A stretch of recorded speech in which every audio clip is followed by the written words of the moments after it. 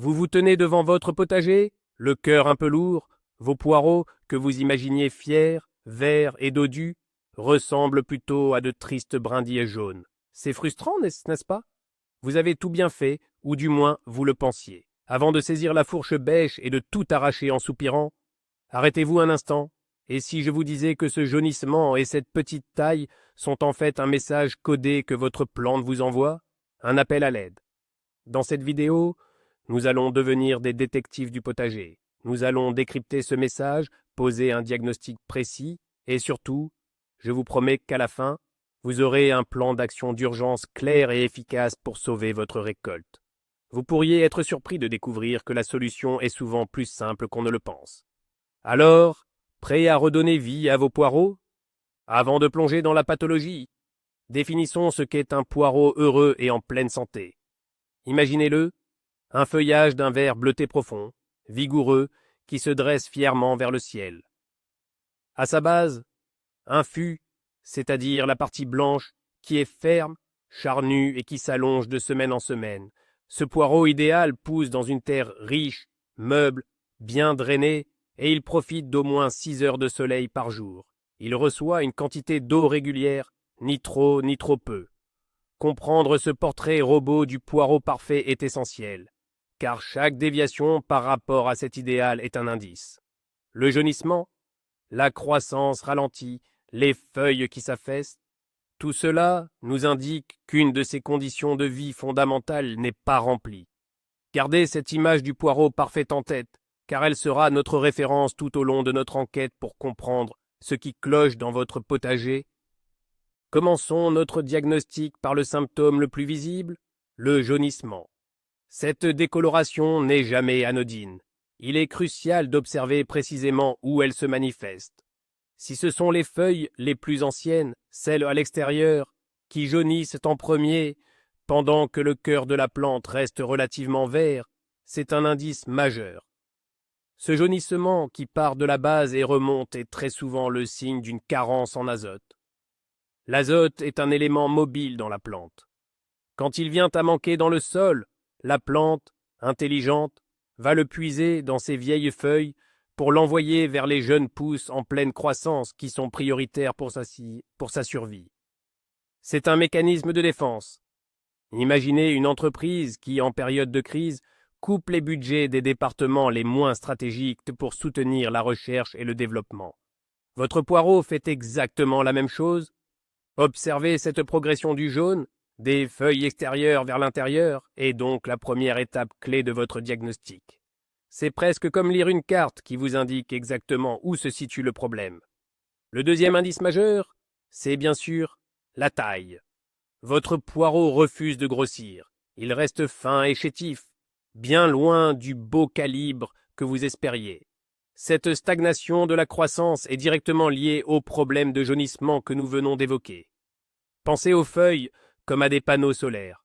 Leur couleur verte est due à la chlorophylle, le pigment qui capte l'énergie du soleil pour la transformer en sucre, le carburant de la plante. C'est le fameux processus de photosynthèse. Or, la fabrication de la chlorophylle dépend énormément de l'azote.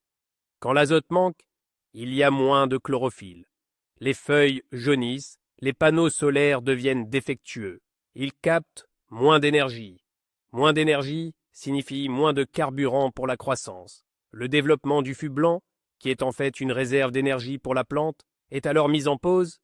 Le poireau entre en mode survie. Il se contente de maintenir ses fonctions vitales au lieu de s'épanouir. C'est un cercle vicieux.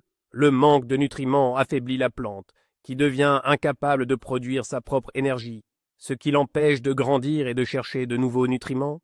Au-delà de la couleur et de la taille, l'aspect général de votre poireau en dit long sur sa santé. Prenez le temps de l'observer de près. Ses feuilles sont-elles molles, comme fatiguées? S'affaissent-elles lamentablement sur le sol au lieu de se tenir droites? Un poireau en bonne santé est turgescent, c'est-à-dire gorgé d'eau, ce qui lui donne sa rigidité. Des feuilles molles peuvent indiquer un problème d'arrosage, soit un manque, soit un excès qui a fait pourrir les racines. Regardez aussi la forme des feuilles. Sont-elles anormalement tordues, recroquevillées? Cela peut être le signe d'une attaque de pucerons cachés à la base, ou d'une maladie virale. Enfin, examinez la surface des feuilles. Y a-t-il des galeries sinueuses, comme si un insecte avait creusé des tunnels juste sous la surface? C'est le signe caractéristique de la mouche mineuse. Y a-t-il des petits points orange ou bruns, semblables à de la rouille? C'est la maladie de la rouille, tout simplement. Chaque détail, chaque anomalie est une pièce du puzzle. Ne négligez rien. L'observation attentive est la meilleure compétence du jardinier détective. Maintenant que nous avons collecté les indices, penchons-nous sur le coupable numéro 1 dans la plupart des cas de poireaux jaunes et petits. La carence en azote. L'azote, symbolisé par la lettre N dans la fameuse trinité NPK, est le nutriment le plus important pour la croissance des parties vertes des plantes. C'est le moteur du développement du feuillage. Sans une quantité suffisante d'azote, impossible pour le poireau de fabriquer les protéines et la chlorophylle nécessaires à sa croissance. Le poireau est une plante particulièrement gourmande, un véritable ogre en matière d'azote. Si vous l'avez planté dans une terre qui n'a pas été enrichie, ou après une culture elle-même très gourmande comme les choux ou les pommes de terre, il est presque certain que le sol est épuisé. Le poireau vide littéralement le garde-manger. C'est la fameuse faim d'azote. Le symptôme classique, comme nous l'avons vu, est ce jaunissement qui commence par les feuilles les plus âgées. Si vos poireaux présentent dans ce signe, associés à une croissance lente, il y a 90% de chances que le diagnostic soit une simple mais sévère carence en azote. Le diagnostic de la carence en azote est posé. Quelle est la solution d'urgence? Il faut apporter rapidement à vos poireaux ce dont ils manquent cruellement. Heureusement, il existe plusieurs remèdes de cheval très efficaces. Le premier et le plus célèbre au potager bio est le purin d'ortie. Dilué à 10 ou 20% dans de l'eau d'arrosage, il apporte un véritable coup de fouet azoté directement assimilable par les racines. C'est le café expresso du poireau. Une autre option très rapide est le sang séché. C'est un engrais organique très riche en azote à libération rapide, grifféant une petite poignée au pied de chaque poireau avant un arrosage. Vous pouvez aussi utiliser de la corne broyée qui a une action un peu plus lente mais plus durable. Si vous n'avez rien de tout cela sous la main, une solution de secours consiste à tondre votre pelouse et à utiliser cette herbe fraîche comme paillage au pied de vos poireaux. En se décomposant, l'herbe libérera de l'azote. Quelle que soit la méthode choisie, l'important est d'agir vite. Dans les jours qui suivent cet apport, vous devriez voir le vert revenir progressivement et la croissance redémarrer. Si après un apport d'azote, le problème persiste, il faut investiguer une deuxième piste très fréquente, l'arrosage. L'eau est aussi vitale que les nutriments, mais son dosage est un art délicat. Le poireau aime avoir les pieds au frais, dans un sol qui ne sèche jamais complètement, surtout pendant la période de grossissement du fût. Un manque d'eau prolongé stresse la plante. Elle ferme ses stomates, les petits pores sur ses feuilles, pour limiter l'évaporation. Mais en faisant cela, elle bloque aussi la photosynthèse. La croissance s'arrête net, et les feuilles peuvent jaunir et se dessécher, en commençant cette fois par la pointe. À l'inverse, un excès d'eau est tout aussi catastrophique, voire pire. Un sol constamment détrempé, marécageux, asphyxie les racines. Privées d'oxygène, elles ne peuvent plus absorber ni l'eau ni les nutriments, même s'ils sont présents en abondance dans le sol. Elles finissent par pourrir. La plante se fane, jaunit, et semble mourir de soif alors qu'elle est en train de se noyer. C'est le grand paradoxe du jardinier. Trouver le juste milieu est donc absolument essentiel pour la santé de vos poireaux. Alors, comment trouver ce fameux juste milieu pour l'arrosage? Oubliez les calendriers et les règles rigides du type « j'arrose tous les 2 jours ». La seule méthode fiable est l'observation de votre sol. La technique la plus simple est celle du doigt. Enfoncez votre index dans la terre sur quelques centimètres, près des pieds de poireaux. Si la terre est sèche, même en profondeur, il est temps d'arroser. Si elle est humide, attendez. L'idéal est un arrosage copieux mais espacé, plutôt qu'une petite pluie quotidienne. Arrosez abondamment pour que l'eau pénètre en profondeur et incite les racines à descendre la chercher. Ensuite, laissez la surface sécher un peu entre 2 arrosages. L'astuce numéro 1 pour réguler l'humidité et espacer les arrosages est le paillage. Une bonne couche de paille, de feuilles mortes, de tonte de gazon séché ou de BRF, bois raméal fragmenté, au pied de vos poireaux, va créer une barrière protectrice. Elle limitera l'évaporation de l'eau du sol, gardera la terre fraîche plus longtemps et empêchera le développement des herbes concurrentes. Le paillage, c'est l'assurance vie de vos poireaux contre les caprices de la météo. Parfois, même avec un bon arrosage et des apports d'engrais, rien n'y fait. Le problème peut alors venir de la structure même de votre sol. Le poireau est exigeant sur la qualité de son lieu de vie. Il déteste les extrêmes. Un sol trop sableux, par exemple, est très drainant. L'eau et les nutriments le traversent trop vite et ne sont pas retenus à la disposition des racines.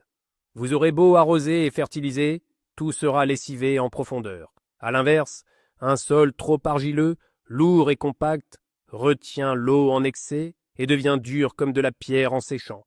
Les racines ont du mal à s'y développer. Elles s'asphyxient en hiver et peinent à trouver de l'eau en été. Le poireau a besoin d'un sol humifère, riche en matière organique, qui agit comme une éponge. Il retient l'eau et les nutriments tout en restant aéré et facile à travailler pour les racines.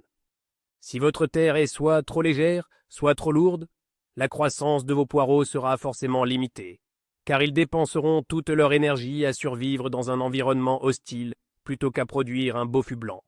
Si vous avez identifié un problème de structure du sol, pas de panique, tout se corrige, mais cela demande un peu de travail. La solution universelle, quel que soit votre type de sol, s'appelle la matière organique. L'ajout massif de compost bien mûr est la meilleure chose que vous puissiez faire pour votre potager.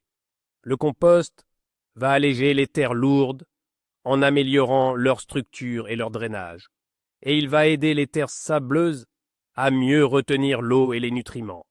C'est l'amendement miracle. Chaque automne ou au début du printemps, avant la plantation, incorporez généreusement du compost, du fumier bien décomposé ou du terreau de feuilles dans les premiers centimètres de votre sol. N'hésitez pas à en mettre une couche épaisse. Un autre point important est d'éviter de tasser le sol. Marchez sur des planches pour ne pas compacter la terre autour de vos cultures. Un sol vivant et aéré est un sol où les racines peuvent respirer et explorer librement pour trouver tout ce dont elles ont besoin. Pensez à votre sol non pas comme un support inerte, mais comme un écosystème vivant qu'il faut nourrir et entretenir. C'est le meilleur investissement à long terme pour des récoltes abondantes. N'oublions pas un facteur essentiel, souvent sous-estimé, la lumière. Le poireau, comme la plupart des légumes, a besoin de soleil pour réaliser la photosynthèse, ce processus vital que nous avons déjà évoqué. Il lui faut un minimum de 6 heures d'ensoleillement direct par jour pour prospérer. Si vous avez planté vos poireaux dans une zone ombragée de votre jardin, à l'ombre d'un grand arbre, d'un mur ou d'autres légumes plus hauts comme les maïs ou les tournesols, ils vont souffrir. Un manque de lumière se traduira par un étiolement. La plante va s'allonger démesurément pour chercher la lumière, produisant de longues feuilles vert pâle et fragiles, mais très peu de fûts. Elle sera également plus sensible aux maladies. Observez la course du soleil dans votre jardin au fil de la journée. Vos poireaux reçoivent-ils leur compte de lumière? Si la réponse est non, il n'y a malheureusement pas de remède miracle pour la saison en cours. C'est une erreur de planification à corriger pour l'année prochaine. Le bon emplacement est la première clé du succès pour n'importe quelle culture, et le poireau ne fait pas exception à la règle. Si les problèmes de culture sont écartés, il est temps de se tourner vers les ennemis externes. Et le suspect numéro 1, la hantise de tous les jardiniers qui cultivent des poireaux, c'est le ver du poireau. Ce n'est pas un ver au sens strict, mais la larve d'un papillon de nuit grisâtre, la teigne du poireau. Ce papillon, d'apparence inoffensive, a 2 ou 3 générations par an, généralement d'avril à septembre, selon les régions. La femelle pond ses œufs à la base des feuilles du poireau. Quelques jours plus tard, de minuscules chenilles éclosent et commencent leur travail de destruction. Elles pénètrent à l'intérieur des feuilles et descendent en creusant des galeries dans le fût, se nourrissant de la chair tendre de la plante. C'est une attaque insidieuse, car au début, elle est presque invisible de l'extérieur.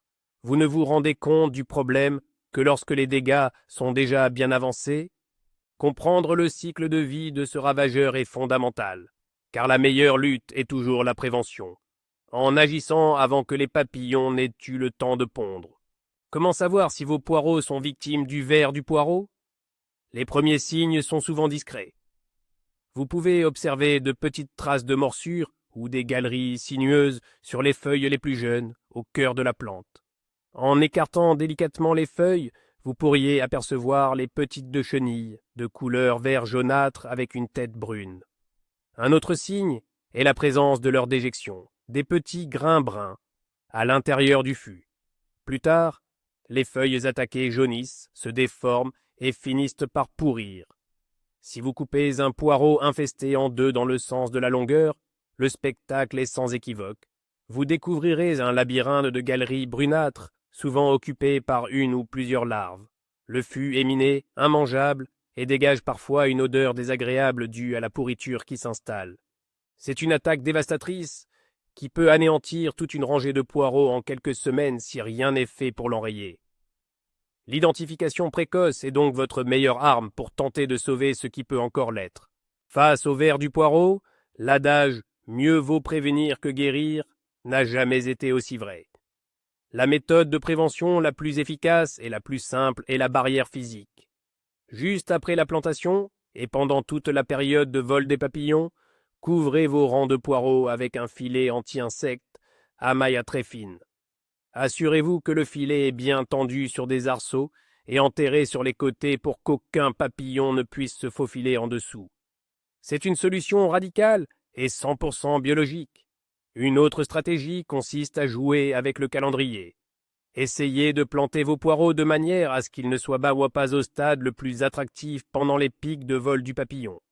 Par exemple, une plantation tardive en fin d'été pour une récolte d'hiver permet souvent d'esquiver la génération la plus virulente. La rotation des cultures est aussi importante. Ne replantez pas de poireaux, d'oignons ou d'ail au même endroit plusieurs années de suite pour casser le cycle du ravageur. Enfin, le compagnonnage avec des plantes non répulsives comme les carottes ou le céleri peut aider à brouiller les pistes olfactives pour le papillon. Et si, malgré toutes vos précautions, l'attaque a eu lieu, que faire? La lutte curative est plus compliquée. Si l'infestation est légère, vous pouvez tenter une inspection manuelle et retirer les chenilles une par une, mais c'est un travail fastidieux. Une solution biologique efficace, à condition d'intervenir très tôt, est la pulvérisation de Bacillus thuringiensis, souvent abrégé en BT. C'est une bactérie qui est inoffensive pour l'homme et les autres animaux, mais qui paralyse le système digestif des chenilles lorsqu'elles l'ingèrent. Il faut pulvériser le produit le soir, sur feuillage sec, en insistant bien au cœur des poireaux, là où les jeunes larves commencent à se nourrir. Répétez l'opération plusieurs fois à une semaine d'intervalle. Pour les poireaux déjà bien attaqués, la meilleure chose à faire est de les arracher et de les détruire.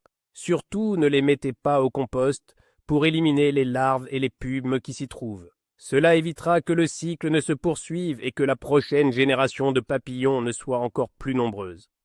C'est un sacrifice nécessaire pour protéger le reste de votre culture. Malheureusement, le ver du poireau n'est pas le seul insecte à s'en délecter. Un autre ravageur redoutable a fait son apparition plus récemment dans nos jardins, la mouche mineuse du poireau. Cette petite mouche ressemble à une mouche domestique, mais elle est spécialisée dans les plantes de la famille de l'oignon. Son cycle est similaire à celui de la teigne. La femelle pond ses œufs à la base de la plante, et les larves, de petits asticots blancs, pénètrent dans le fût pour s'en nourrir. Elle est particulièrement active à l'automne, ce qui en fait une menace sérieuse pour les poireaux d'hiver. Le problème avec la mouche mineuse, c'est que ses dégâts sont souvent confondus avec ceux du ver du poireau, mais les méthodes de lutte peuvent différer. Il est donc important de savoir la reconnaître. Souvent, la présence de la mouche mineuse est signalée par un flétrissement et un jaunissement soudain de la plante, qui semble pourrir de l'intérieur. Ces attaques peuvent être extrêmement rapides et destructrices, transformant un beau poireau en une bouillie inutilisable en très peu de temps. Les symptômes d'une attaque de mouche mineuse sont assez caractéristiques si on sait quoi chercher. Contrairement aux vers du poireau qui creusent des galeries plutôt nettes, les asticots de la mouche mineuse transforment l'intérieur du fût en une sorte de bouillie brunâtre et malodorante. Les galeries sont moins définies, plus désorganisées. Un signe distinctif est la présence de pupes, de petites capsules brunes en forme de grains de riz, à l'intérieur ou à la base du poireau. Ce sont les cocons dans lesquels les asticots se transforment en mouches. Si vous en trouvez, le diagnostic est certain. Visuellement, les feuilles extérieures peuvent se tordre en tire-bouchon et la croissance de la plante s'arrête brutalement. La plante entière peut sembler flasque et se détache facilement du sol si vous tirez dessus. Malheureusement, une fois que les larves sont à l'intérieur, il n'existe pas de traitement curatif efficace en jardinage amateur. La prévention est encore une fois la seule voie possible. Les filets anti-insectes, posés dès la plantation, restent la meilleure protection contre ce fléau. Passons maintenant des insectes aux maladies cryptogamiques, c'est-à-dire causées par des champignons. La plus commune sur le poireau est sans conteste la rouille. Vous la reconnaîtrez facilement. Elle se manifeste par l'apparition de petites pustules en relief, de couleur orange vif ou brune sur les feuilles.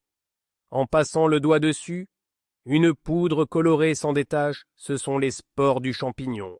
La rouille se développe surtout par temps doux et humide, souvent en fin d'été ou en automne.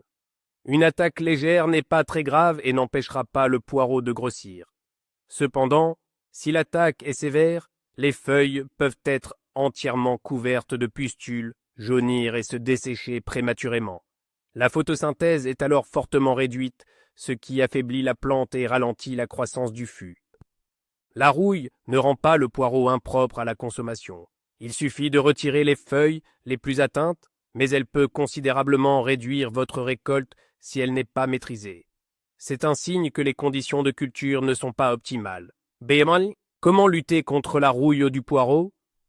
Ce champignon aimant l'humidité, la première chose à faire est de favoriser la circulation de l'air autour de vos plantes. Lors de la plantation, respectez un espacement suffisant entre les rangs et entre chaque poireau, au moins 15 cm. Ne plantez pas trop dense. Ensuite, lors de l'arrosage, visez le pied de la plante et évitez de mouiller le feuillage, surtout le soir, car l'humidité nocturne est un paradis pour les champignons.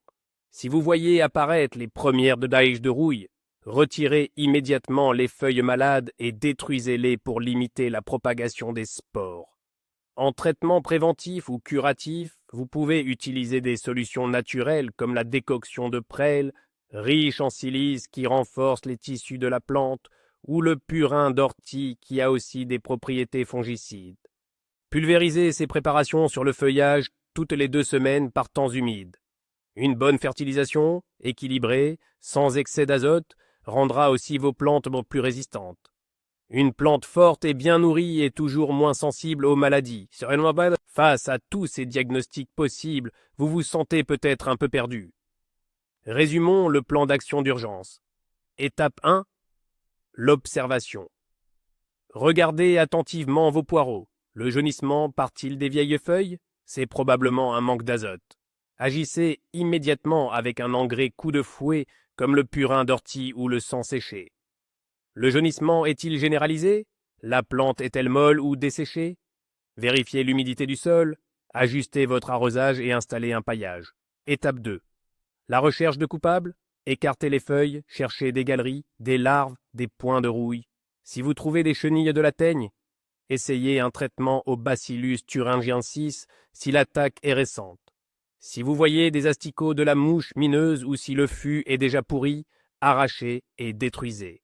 Si vous repérez de la rouille, enlevez les feuilles atteintes et pulvérisez une décoction de prêle. Ce triage est essentiel. Il faut agir vite, mais de manière ciblée. Ne sortez pas l'artillerie lourde sans avoir identifié précisément l'ennemi. Une bonne observation suivie d'une action ciblée est la clé du sauvetage. La question finale est parfois douloureuse et « Mon poireau est-il encore sauvable ?» Il faut être réaliste. Si le cœur du poireau, là d'où partent les nouvelles feuilles, est jaune et pourri, c'est généralement terminé. La plante ne pourra pas repartir. De même, si le fût est complètement miné par les vers et transformé en bouillie, il n'y a plus rien à espérer. Dans ces cas-là, la meilleure décision est d'arracher la plante malade pour protéger ses voisines encore saines. Cependant, si le jaunissement ne touche que quelques feuilles extérieures à cause d'une carence, ou si une attaque de rouille est encore légère, alors oui, il y a de bonnes chances de le sauver.